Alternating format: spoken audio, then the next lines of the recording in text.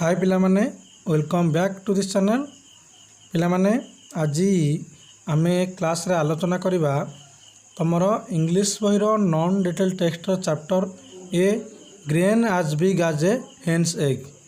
पिलामाने एही चैप्टर लेखक होचंदी Leo Tolstoy एवं ए विषयर ना जेमती माने अपूर्व लागुची बा अजब लागु सुनियाकू पिलामाने विषय पढ़िया पई भी सेतिक मजा लागिबो एवं सेतिक इंटरेस्टिंग विषय एटा एवं लेखक आमर जो अच्छा लियो टॉल्स्टॉय विषय को गोटे माने भल कहानी टी वर्णना करमती तो बोरिंग भी हबार नहीं चैप्टरटा पढ़ला बेले। एवं ये grain as big as a hen's egg गोटे एमती शस्य जहाँ पाखापाखि गोटे माई कुकुड़ार अंडा भली बड़ माई कुकुड़ार अंडा भली सदृश। चल पिला माने आलोचना करवा लेखक कौन कहते विषय एवं पिला माने आम विषय पढ़िया पूर्व आम कौन आलोचना करिया प्रथमे विषय विषय में कौन जानिबा।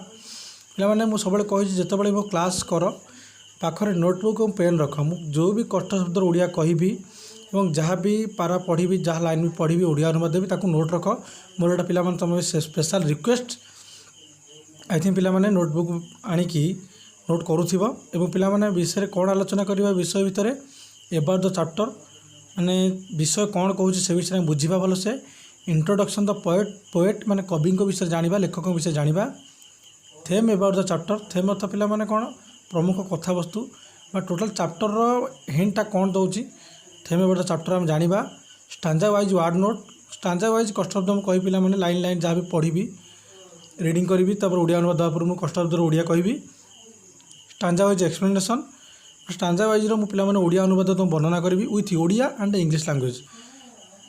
पिला माने ओडिया एंड इंग्लिश लैंग्वेज कौन ना ओडिया तो कहि बुझेबी जोटा दरकार पड़े जोटा तुम मन पे एग्जाम अकॉर्डिंग इंग्लिश रे टर्म गुड़ा बुझा निहाती आवश्यक अच्छे कि इंग्लिश रेस्पेक्टिवली आंसर देवाटा राइट तो मुझे कहि किसी पिला माने व्यस्त हबार नहीं बुझेबा आराम से एवं पिला माने विषय बहुत गोटे इंटरेस्टिंग भल chapter.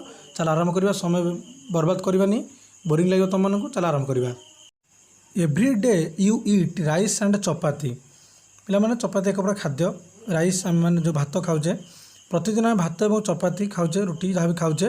How you seen a grain of rice कौन तुम्हें केबे माने राइस चाउल जो शस्य के देखीच कि गहम हुईट गहम के शस्य देखीच कि how big are these grains से देखिए किपर से जो गुड़ा से किपर से गुड़ा देखा जाती एगुड़िकर सदृश बा साइज आकार किपर। आस्क योर पेरेंट्स एवं तुम अभिभावक पचार पितामाता पचार एवं ग्रांड पेरेंट्स तुम जो आम वृद्ध अभिभावक आम जेजे और आई को पचार about the size of the grain during their time एवं सेमानक समय बा जेजे बापा जो अणजेजे आम अच्छा से समय ग्रेन जो शस्यर जो उत्पादन करते से समय शस्य से आकार किपर साइजटा किपर। Imagine the size of a grain as big as hen's egg पिला माने कल्पना कर जे गोटे माने शस्यर बा गोटे धान हो आम जहाँ भी हो गहम हो तार माने आकारटा गोटे अंडा भली गोटे माइक गोटे अंडा भली सदृश। व्हेयर डज इट ग्रो यह कौटी फले एंड हु ग्रोज इट एवं आपको फड़ाई किए से उत्पादन किए से करे। Why can not we grow that size of a grains in our fields एवं आम बर्तमान माने समय आम कहीं से भली साइज कौन शस्य उत्पादन करूँ ना। Discuss in groups and note down the ideas तो मैंने ग्रुप होकर आलोचना कर पिला माने एवं ताको नोट करके रख। Now read the following story to know more about the grain which are as big as hen's egg. बर्तमान आम गोटे स्टोरी पढ़ा स्टोरी कौन अच्छी ए कथार कौन अच्छी सेमती गोटे स्टोरी यहाँ जो स्टोरी कौन अच्छी गोटे शस्यर आकार गोटे अंडार पड़ी गोटे माइक गोटे अंडा परी अच्छी से बहुत भल इंटरेस्ट स्टोरी पिला माने चलो आम पढ़ा। One day some children found in a ravine a thing shaped like a grain of corn with a groove down the middle but as large as a hen's egg. दिने केते गुड़िए पिला एक गभीर माने संकीर्ण पहाड़ उपत्यकार शस्यदान आकृति एक जिनिस देखा पाइले एवं जार मझी कौन था तल आड़ू एक गोटे गभीर लंबा गार थिला किंतु ए शस्यटी कौन थिला ना कुकुड़ार अंडा भली गोटे बड़ थिला। A traveller passing by saw the thing bought it from the children for a penny and taking it to town sold it to the king as a curiosity. से ही बाट दे जाऊे जन यात्री या देखला ଏବଂ ଗୋଟିଏ ପେନି ଗୋଟେ ମୁଦ୍ରା ଦେଲା ପିଲାମାନଙ୍କୁ ଓ ସେ ଅଦ୍ଭୁତ ଦ୍ରବ୍ୟଟିକୁ କିଣି ଆଣିଲେ ଏବଂ ଏହାକୁ ସହରକୁ ନେଇଗଲେ ବଡ଼ ଉତ୍ସୁକତାର ସହିତ ଆଗ୍ରହ ସହିତ ସେ ରାଜାଙ୍କୁ ବିକ୍ରୟ କଲେ। The king called together his wise men and told them to find out what the thing was. ରାଜା ନିଜର ଜ୍ଞାନୀ ଯେଉଁ ମନ୍ତ୍ରୀଗଣ ଥାନ୍ତି ପରିଷଦ ଥାନ୍ତି ତାଙ୍କୁ ଏକତ୍ର ଡକାଇଲେ ଏବଂ ଦ୍ରବ୍ୟଟି କ'ଣ ଜିନିଷଟି କ'ଣ ସେ ଜାଣିବା ପାଇଁ ବା ଉତ୍ସୁକତା ସହିତ ରାଜା କ'ଣ କଲେ ଯେ ଜିନିଷଟା କ'ଣ ମାନେ ତାଙ୍କର ପରିଷଦମାନଙ୍କୁ ମନ୍ତ୍ରୀମାନଙ୍କୁ କହିଲେ ଯେ ବିଷୟରେ ଖୋଳତାଡ଼ କର ଏବଂ ଜାଣିବା ପାଇଁ ପଚାରିଲେ। The wise man pondered and could not make head or tail of it till one day when the thing was lying on a window sill a hen flew in and packed at it till she made a hole in it, and then everyone saw that it was a grain of corn। ଥରେ କ'ଣ ହେଇଛି ନା ଆମର ଯେଉଁ ମନ୍ତ୍ରୀମାନଙ୍କୁ ପଠାଗଲା ଖୋଳତାଡ଼ କରିବା ପାଇଁ ବୁଝିବା ପାଇଁ ସେମାନେ ତାଙ୍କର ଜ୍ଞାନୀ ପରିଷଦ ମାନେ ଯେତେ ବି ଖୋଜିଲେ ଯେତେ ମାନେ ଚିନ୍ତା କଲେ ମଧ୍ୟ ଏହାର ସାମାନ୍ୟତମ ସୂଚନା ପାଇପାରିଲେ ନାହିଁ ଏବଂ ଦିନେ ଏହା କ'ଣ ହେଇଛି ମାନେ ୱିଣ୍ଡୋ ସିଲ୍ ମାନେ ଝରକା ପାଖରେ ପଡ଼ି ରହିଛି। 15 ପିଲାମାନେ ଏଠି ଖୋଳତାଡ଼ କରିବା ବା ବୁଝିବା ତର୍ଜମା କରିବା ଏବଂ ଦିନେ ଏହି କ'ଣ ଯେଉଁ ଦାନାଟା ଶସ୍ୟଟା କ'ଣ ଝରକା ପାଖରେ ଥୁଆ ହେଇଛି ଏହା ଦେଇ ଗୋଟିଏ ମାଇ କୁକୁଡ଼ା ଉଡ଼ି ଆସିଲା ଏବଂ ଏହା ଉପରେ ମାନେ କ'ଣ କଣା କରିବା ଯାଏ ବା ଛିଦ୍ର କରିବା ପର୍ଯ୍ୟନ୍ତ ଖୁମ୍ପା ମାରିଲା ଏବଂ ତାପରେ ସମସ୍ତେ ଜାଣିଲେ ଯେ ଏହା ଏକ ଶସ୍ୟର ଦାନା ଥିଲା। The wise men went to the king and said it is a grain of corn। ଜ୍ଞାନୀ ପରିଷଦ ମାନେ ରାଜାଙ୍କ ନିକଟରେ କହିଲେ ଯେ ଏହା ଗୋଟିଏ ଶସ୍ୟର ଦାନା। At this the king was much surprised and he ordered the learned men to find out when and where such corn had grown। ମାନେ ଏହା ଦେଖି ରାଜା ଟିକେ ଆଶ୍ଚର୍ଯ୍ୟ ହେଇଗଲେ କାହିଁକିନା ଏତେ ବଡ଼ ଶସ୍ୟ ସେ କେବେ ଦେଖିନଥିଲେ। ତା ମନ୍ତ୍ରୀ ପରିଷଦ ମାନେ ଯେତେବେଳେ କହିଲେ ଯେ ଏହା ଗୋଟେ ଦାନା ଏହା ଗୋଟେ ଶସ୍ୟ ତେଣୁ କ'ଣ ହେଲା ନା ରାଜା ଟିକେ ଆଶ୍ଚର୍ଯ୍ୟ ହେଇଗଲେ ଏବଂ ସେ ତାଙ୍କର ଶିକ୍ଷିତ ଯେଉଁ ଆମର ମନ୍ତ୍ରୀମାନେ ଅଛନ୍ତି ଆମର ଯେଉଁ ପରିଷଦ ମାନେ ଅଛନ୍ତି ସେମାନଙ୍କୁ ଆଦେଶ ଦେଲେ ଏବଂ କହିଲେ କେବେ ଏବଂ କେଉଁଠାରେ ଏପରି ଶସ୍ୟ ମିଳେ ସେ ବିଷୟରେ ଜାଣିବା ପାଇଁ। ତାପରେ ଦି ଲର୍ଣ୍ଣଡ୍ main pondered again and searched in their books but could find nothing about it। ମାନେ କ'ଣ ତାଙ୍କର ଯେଉଁ ଜ୍ଞାନୀ ଲୋକମାନେ ଥିଲେ ବୁଦ୍ଧିମାନ ଲୋକ ଥିଲେ ବିଜ୍ଞ ଲୋକମାନେ ଥିଲେ ସେମାନେ କ'ଣ କଲେ ମାନେ ଚିନ୍ତା କଲେ ଏବଂ ତାଙ୍କର ଯେଉଁ ପୁସ୍ତକ ଅଛି ଯେଉଁ ପୋଥିପତ୍ର ଅଛି ସେମାନେ ସେ ବିଷୟରେ ଖୋଜିବା ଆରମ୍ଭ କଲେ କିନ୍ତୁ ସେ ଏ ବିଷୟରେ କିଛି ବି ଜାଣିପାରିଲେ ନାହିଁ। So they return to the king and said. ଯେହେତୁ ସେ କିଛି ଜାଣିପାରିଲେନି ଯେ ଶସ୍ୟଟା କ'ଣ କେବେ ବି ଫଳିଥିଲା କ'ଣ ଏ ବିଷୟରେ ନ ଜାଣିପାରିଲେ so they return to the king and said. ସେମାନେ ରାଜାଙ୍କ ପାଖକୁ ଫେରି ଆସିଲେ ଏବଂ ରାଜା ନିକଟ ଯାଇକି କହିଲେ we can give you no answer. ରାଜାଙ୍କ ନିକଟ ଯାଇ କହିଲେ ଯେ ଆମେ ମାନେ ମହାରାଜ ଆପଣଙ୍କୁ କୌଣସି ପ୍ରକାର ଉତ୍ତର ଦେଇପାରିବୁ ନାହିଁ। There is nothing about it in our books. ଏସବୁ ବିଷୟରେ ବା ଏଇ ଶସ୍ୟ ବିଷୟରେ ଆମର ପୁସ୍ତକ ଗୁଡ଼ିକରେ କିଛି ଲେଖା ନାହିଁ। You will have to ask the peasants, perhaps some of them may have heard from their fathers when and where grain grew to such a size। ମାନେ ସେ କହିଲେ ଯେ ଆପଣମାନଙ୍କୁ ମାନେ ରାଜା ଆପଣଙ୍କୁ ଚାଷୀମାନଙ୍କୁ ପଚାରିବାକୁ ପଡ଼ିବ କାଳେ ସେମାନଙ୍କ ଭିତରୁ ସେମାନଙ୍କ ବାପା ମାଙ୍କ ଠାରୁ ଜାଣିଥିବେ ଯେ କେତେବେଳେ ବା କେଉଁଠାରେ ଏଇଭଳି ଆକାରର କ'ଣ ଫଳ ଫଳୁଥିଲା। So the king gave orders that some very old peasant should be brought before him and his servants found such a man and brought him to the king।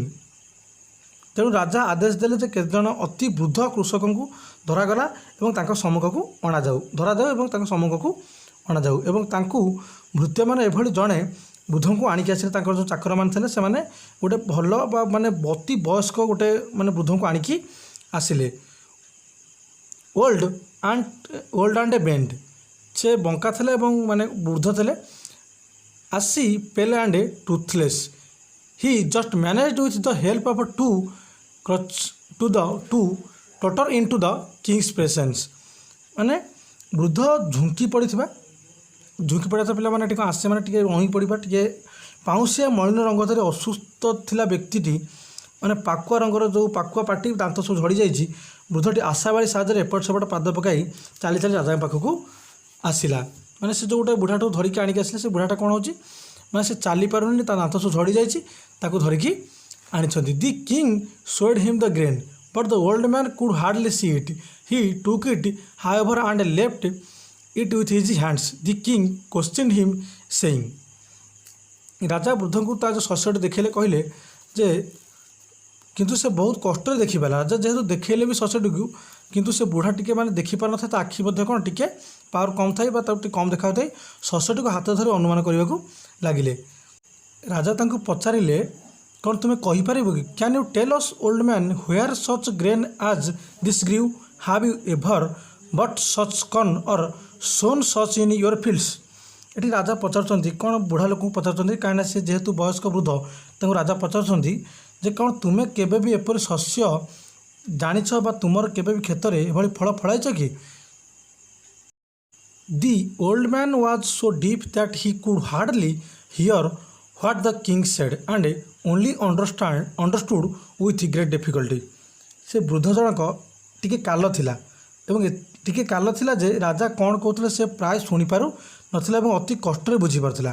No he answered at last, ଏବଂ ସେ ଶେଷରେ ଉତ୍ତର ଦେଲା, ନା, I never sowed nor reaped any like it in my fields nor did I ever buy any such. ସେ କହିଲେ ଯେ ନା, ମୁଁ ମୋ କ୍ଷେତ୍ରରେ ଏଭଳି ଶସ୍ୟ ଆଗରୁ କେବେ ବୁଣିଥିଲି ନା ଏଭଳି ଶସ୍ୟ କେବେ ବି ମୁଁ ଆଗରୁ କିଣିଛି। When we bought corn the grains were always as small as they are now. ଏଠି ପୁଣି କହୁଛନ୍ତି କିଏ ସେ ଯେ ବୁଢ଼ା କହୁଛି ଯେ ଆମେମାନେ ଯେତେବେଳେ ଶସ୍ୟ କାଟୁଥିଲୁ ବା ଶସ୍ୟ ମାନେ କିଣୁଥିଲୁ ସର୍ବଦା କ'ଣ ଆଜିକା ଭଳି ଯେମିତି ସେ ଏମିତି ହିଁ କ୍ଷୁଦ୍ର ଥିଲା।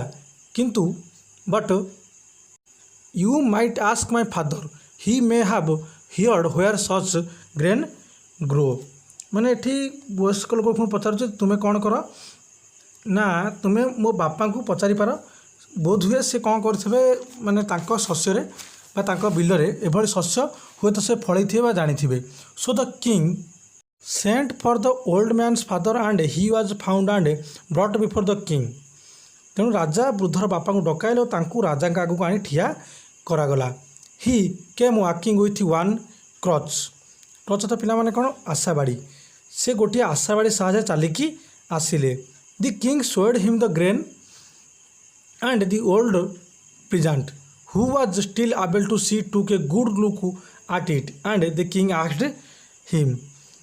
ରାଜା ତାଙ୍କୁ ଶସ୍ୟଟି ଦେଖାଇଲେ ଏବଂ ବୃଦ୍ଧ କୃଷକ ଯିଏ ଏବେ ବି ଟିକିଏ ମାନେ ଭଲ ବା ପରିଷ୍କାର ଭାବେ ଦେଖି ପାରୁଥିଲା ଶସ୍ୟଟି ଉପରେ ଭଲ ଭାବରେ ଦୃଷ୍ଟି ପକାଇଲା।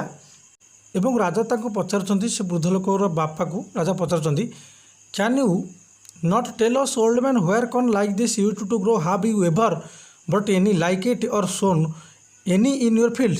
ଏବଂ ରାଜା ତାକୁ ପଚାରୁଛନ୍ତି, କ'ଣ ତୁମେ ମୋତେ ଏ ବିଷୟରେ କହିପାରିବ କି? ବୃଦ୍ଧ, ତୁମେ ଆମମାନଙ୍କୁ କହିପାରିବନି ଯେ ଏଭଳି ଶସ୍ୟ ତୁମେ କେଉଁଠାରେ ଫଳାଉଥିଲ କିମ୍ବା ତୁମେ କେବେ ବି ଏଭଳି ଶସ୍ୟ ବଜାରରୁ କିଣିଥିବାର କିମ୍ବା ତୁ କ୍ଷେତରେ ଫଳେଇବାର ତୁମର ମନେ ଅଛି କି? ଏକଥା ରାଜା ତାଙ୍କୁ ବଡ଼ ଇଚ୍ଛୁକତା ସହିତ ପଚାରୁଛନ୍ତି। Though the old man was rather hard of hearing he still heard better than his son had done. ଯଦିଓ ବୁଢ଼ା ଜଣକ ଶୁଣିବାରେ କୌଣସି ପ୍ରକାର ଅସୁବିଧାର ସମ୍ମୁଖୀନ ହେଉଥିଲା, ତଥାପି ସେ ତା ନିଜ ପୁଅଠାରୁ ଭଲ ଶୁଣିପାରୁଥିଲା। No he said I never sowed nor reaped any grain like this in my field. ଏବଂ ସେ କହିଲା ଯେ ନା, ସେ ମୁଁ କେବେ ବି ଏଭଳି ମାନେ ଶସ୍ୟ ମୋ କ୍ଷେତରେ ବୁଣିଛି ନା ଅମଳ କରିଛି। As to buying I never bought any for in my time money was not yet in use. ସେ କହିଲା କି ଯେ କିଣିବା ସମୟରେ ଯେତେବେଳେ କଥା କହିଲା, ଯେ କିଣିବା ବିଷୟରେ କହିଲା ଯେ ମୁଁ ଏଭଳି ଶସ୍ୟ କେବେ କିଣିନଥିଲି କାରଣ ମୋ ସମୟରେ ଟଙ୍କାର ପ୍ରଚଳନ ନଥିଲା। Everyone grew his own corn and when there was any need we shared with one another। ପ୍ରତ୍ୟେକ ନିଜ ନିଜର ଶସ୍ୟ ଉତ୍ପାଦନ କରୁଥିଲେ ଏବଂ ଯେତେବେଳେ ବି ଆବଶ୍ୟକ ପଡ଼ୁଥିଲା ଆମେମାନେ ନିଜ ନିଜ ଭିତରେ ଦେବା ନେବା କରୁଥିଲୁ। I do not know where corn like this grew. ଏଭଳି ଶସ୍ୟ କେଉଁଠାରେ ହେଉଥିଲା ମୁଁ ଜାଣିନାହିଁ। Ours was larger and yielded more flour than present day grain but I never saw any like this. ସେ ବୁଢ଼ା ଲୋକଟି କହୁଛି, ବର୍ତ୍ତମାନ ଶସ୍ୟ ଅପେକ୍ଷା ଆମ ସମୟରେ ଅଧିକ ବଡ଼ ଶସ୍ୟ ଉତ୍ପାଦିତ ହେଉଥିଲା ଓ ସେଥିରୁ ଅଧିକ ଅଟା ଅମଳ ହେଉଥିଲା, କିନ୍ତୁ ଏଭଳି ଶସ୍ୟ ମୁଁ ଦେଖିନଥିଲି। I have however heard my father say that in his time the grain grew larger and yielded more flour than ours. ସେ ପୁଣି ବୃଦ୍ଧ ଲୋକଟି କହୁଛନ୍ତି ଯେ ମୋ ବାପା କହିଥିବାରୁ ମୁଁ ଶୁଣିଛି ଯେ ତାଙ୍କ ସମୟରେ ଶସ୍ୟ ବଡ଼ କରି ଫଳୁଥିଲା ଏବଂ ବର୍ତ୍ତମାନ ଶସ୍ୟ ଅପେକ୍ଷା ସେଥିରୁ ଅଧିକ ଅଟା ଅମଳ ହେଉଥିଲା। You had better ask him, ଭଲ ହେବ ଯଦି ଆପଣ ମୋ ବାପାଙ୍କୁ ପଚାରିବେ। So the king sent for this old man's father and they found him too and brought him before the king. ତେଣୁ ରାଜା ବୃଦ୍ଧର ବାପାଙ୍କୁ ଡକେଇ ପଠାଇଲେ ଏବଂ ରାଜା କର୍ମଚାରୀମାନେ ବୃଦ୍ଧ ଲୋକଙ୍କୁ ଆଣି ରାଜାଙ୍କ ପାଖକୁ ଆଣିଲେ। ହି ଏଣ୍ଟେଲ୍ଡ ୱାର୍କିଂ ଇଜିଲି ଆଣ୍ଡ ୱିଦାଉଟ୍ କ୍ରଚ୍, ମାନେ ବର୍ତ୍ତମାନ ସେ ବୃଦ୍ଧ ଲୋକର ବାପା ଯିଏ ବିନା ମାନେ ବାଡ଼ିରେ ସହଜରେ ଚାଲିପାରୁଛି ଓ ରାଜପ୍ରସାଦ ଭିତରକୁ ପ୍ରବେଶ କଲା। His eyes was clear, his hearing good and he spoke distinctly, ମାନେ ତାଙ୍କର ଆଖି ସ୍ପଷ୍ଟ ଥିଲା, ଶୁଣିବା ଶକ୍ତି ପ୍ରଖର ଥିଲା ଓ ସେ ସ୍ପଷ୍ଟ ଭାବରେ କଥାବାର୍ତ୍ତା ହେଉଥିଲେ। The king showed him the grain and the old grandfather looked at it and turned it about in his hand. ରାଜା ତାଙ୍କୁ ଶସ୍ୟଟି ଦେଖାଇଲେ ବା ଦେଲେ ଏବଂ ବୃଦ୍ଧ ଜେଜେବାପା ଏହାକୁ ଭଲ ଭାବରେ ଲକ୍ଷ୍ୟ କଲେ ଏବଂ ତାହାକୁ ଧରିକି ହାତରେ ବୁଲେଇଲେ, ଏପଟ ସେପଟ କଲେ। It is long since I saw such a fine grain said he and he bit a piece off and tasted it. ବହୁତ ଦିନ ହେଲା ମୁଁ ଏଭଳି ସୁନ୍ଦର ଶସ୍ୟ ଦେଖିଲି, ସେ କହିଲେ ଏବଂ ସେଥିରୁ ଖଣ୍ଡେ କାଟି ପାଟିରେ ପକାଇଦେଲେ। It's the very same kind he added, ଏବଂ ସେ କହିଲେ ଯେ ମହାରାଜ ଏହା ତ ପୁରା ସେହି ପ୍ରକାର ଶସ୍ୟ, ଏବଂ ସେ କ'ଣ କଲେ ଖୁସି ହେଇଗଲେ। Tail me grandfather said the king, ଜେଜେବାପା କହିଲେ, ମାନେ ଏଠି ରାଜା କହୁଛନ୍ତି tell me grandfather said the king, ରାଜା କହିଲେ କୁହ ମୋ ଜେଜେବାପା ବା ଜେଜେ, when and where was such corn grown, have you ever bought any like it or sown any in your fields. ଏଠି ରାଜା ପଚାରୁଛନ୍ତି ଜେଜେବାପା ମୋତେ କୁହ କେବେ ବି କେଉଁଠାରେ ଏଭଳି ଶସ୍ୟ ଫଳୁଥିଲା ଏବଂ ତୁମେ ଏଭଳି ଶସ୍ୟ କେଉଁଠୁ କିଣିଛ ବା କିମ୍ବା ତୁମ ଶସ୍ୟରେ କେବେ ଏଠି ମାନେ ଏଭଳି ଶସ୍ୟ କ୍ଷେତ୍ରରେ ବୁଣିଛ କି? And the old man replied, ଏବଂ ବୃଦ୍ଧ ଜଣକ ଉତ୍ତର ଦେଉଛନ୍ତି corn like this used to grow everywhere in my time, ମାନେ ଏଭଳି ଶସ୍ୟ କ୍ଷେତ ମାନେ ଏଭଳି ଶସ୍ୟ କ'ଣ ଥିଲା ମୋ ସମୟରେ ସବୁ କ୍ଷେତ୍ରରେ ବା ସବୁ କ୍ଷେତ୍ରରେ ଫଳୁଥିଲା। I lived on corn like this in my young days and fed others on it, ଯୁବକ ବେଳେ ମୁଁ ଏଭଳି ଶସ୍ୟ ଖାଉଥିଲି ଓ ଅନ୍ୟମାନଙ୍କୁ ମଧ୍ୟ ଖୁଆଉଥିଲି। It was grain like that we used to sow and reap and thresh, ଏଭଳି ଶସ୍ୟ ଆମେ ବୁଣୁଥିଲୁ, କାଟୁଥିଲୁ ଓ ଅମଳ କରୁଥିଲୁ। ଆଣ୍ଡ ଦ କିଙ୍ଗ ଆକ୍ସଡ୍, ଏବଂ ରାଜା ପଚାରିଲେ tail me grandfather did you buy it anywhere or did you grow it all yourself, ତାହେଲେ ମୋତେ ଜେଜେବାପା କୁହ ଯେ ତୁମେ ଏହାକୁ କେଉଁଠାରୁ କିଣୁଥିଲ ବା ନିଜେ ଯଥେଷ୍ଟ ଭାବରେ ମାନେ ଶସ୍ୟ ତୁମ ପାଖରେ ଆଭେଲେବୁଲ୍ କରୁଥିଲ ବା ଉପଲବ୍ଧ କରୁଥିଲ। ଦି ଓଲ୍ଡ ମ୍ୟାନ୍ ସ୍ମାଇଲ୍ଡ, ବୃଦ୍ଧ ଲୋକଟି ହସିଲା ବା ସ୍ମିତ ହସ୍ୟ କଲା। In my time he answered no one ever thought of such a sign as buying or selling bread। ଏଠି କହୁଛି ମାନେ ଜେଜେବାପାଟି କହୁଛନ୍ତି each man had Karna enough of his own, ଜେଜେବାପା କହୁଛନ୍ତି ଯେ ମୋ ସମୟରେ ମାନେ ଏଭଳି ଶସ୍ୟ କିଣିବା ବିକିବା ଭଳି ଗୋଟିଏ ବି ମାନେ ପାପ କରିବା କଥା ଚିନ୍ତା କରୁନଥିଲେ ଏବଂ ଆମେମାନେ ଟଙ୍କା ବିଷୟରେ ବିଲକୁଲ କିଛି ବି ଜାଣିନଥିଲୁ। Each man had Karna enough of his own, ମାନେ ପ୍ରତ୍ୟେକ ବ୍ୟକ୍ତିଙ୍କ ପାଖରେ ଯଥେଷ୍ଟ ଶସ୍ୟ ଥିଲା। ଦେନ୍ ଟେଲ୍ ମି ଗ୍ରାଣ୍ଡଫାଦର ଆକ୍ସ ଦ କିଙ୍ଗ, ଏବଂ ପୁଣି ପଚାରୁଛନ୍ତି ରାଜା ଏଠି ତାହେଲେ ଜେଜେବାପା ମୋତେ କୁହ where was your field where did you grow corn like this, କେଉଁଠାରେ ତୁମର କ୍ଷେତ ଥିଲା ଏବଂ କେଉଁଠାରେ ତୁମେ ଏଭଳି ଶସ୍ୟ ଉତ୍ପାଦନ କରୁଥିଲ। ଆଣ୍ଡ ଦି ଗ୍ରାଣ୍ଡଫାଦର ଆନ୍ସର୍ଡ, ଏବଂ ଜେଜେବାପା ଉତ୍ତର ଦେଲେ my field was God's earth wherever I ploughed there was my field, ମୋ କ୍ଷେତ ଈଶ୍ୱରଙ୍କର ଭୂମି ଥିଲା, ମୁଁ ଯେଉଁଠାରେ ହଳ କରୁଥିଲି ସେଠାରେ ମୋର କ୍ଷେତ ଥିଲା। ଲ୍ୟାଣ୍ଡ ୱାଜ୍ ଫ୍ରି, ଜମି ମୁକ୍ତ ଥିଲା। It was a thing no man called his own, ଏହା ଏଭଳି ଏକ ଜିନିଷ ଥିଲା ଯାହାକି କୌଣସି ବ୍ୟକ୍ତି ନିଜର ବୋଲି ଦାବି କରୁନଥିଲେ।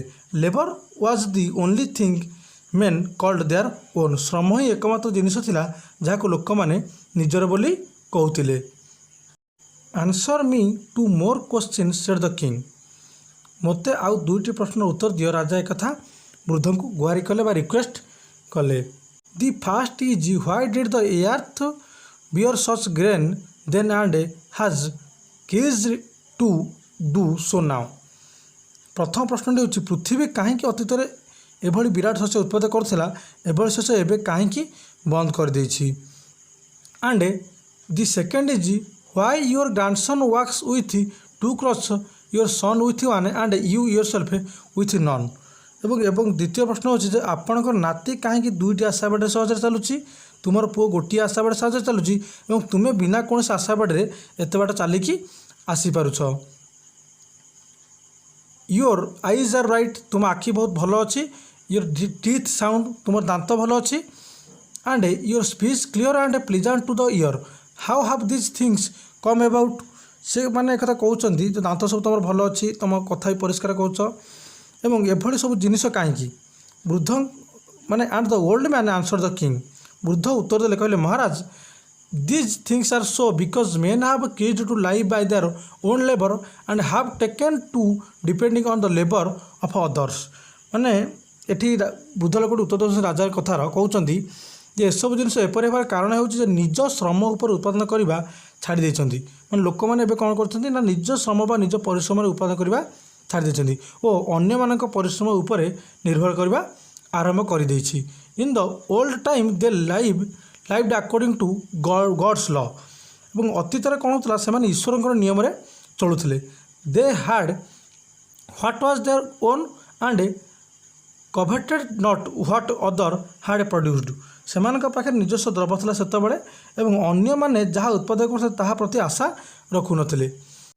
एठी राजांकर कहवा कथा जे आगुरु कौन होता ना समस्ते समस्त शस्य उत्पादन करते कई क्या डिपेंड नथिले, किंतु एबे कौन होछि ना समस्त अन्य जन उपर माने कौन परिश्रम पे हो कौन कारणवशतः जड़े अन्य जन उपर डिपेंड करिबारे लागिछि। पिला माने आमर चैप्टर शेष हो गला, नॉन डिटेल टेक्स्ट चैप्टर शेष हो गला और डिटेल टेक्स्ट चैप्टर शेष हो गला। नेक्स्ट क्लास तो आम ग्रामर क्लास आरंभ करवा। आई थिंक पिला माने तुमको यदि वीडियो भल लगुथिबो तो गोटे भल पाइबा देवाई गोटे लाइक रखिबो एवं पिला माने चैनल को शेयर करिबो। तुम जदि एपर्यंत तुम जो सब्सक्राइब करन चैनल को सब्सक्राइब करी बेल आइकन ऑन करके रखिथिबो। धन्यवाद।